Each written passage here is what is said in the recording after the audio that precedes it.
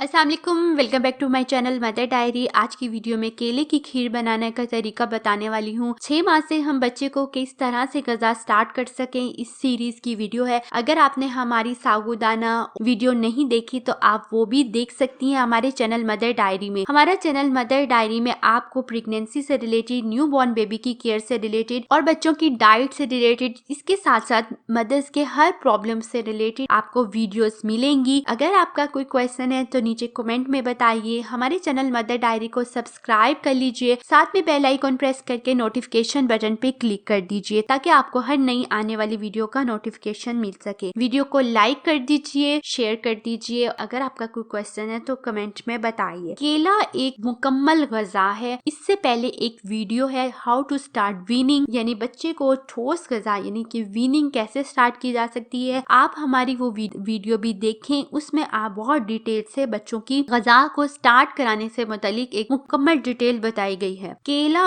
एक मुकम्मल ग़िज़ा है जिसमें विटामिन सी और पोटेशियम और कैल्शियम बहुत ज्यादा मकदार में होता है। बच्चे की 6 माह से लेके जब तक बच्चे बड़े नहीं हो जाते, अपने घर में केले को स्किप मत कीजिए।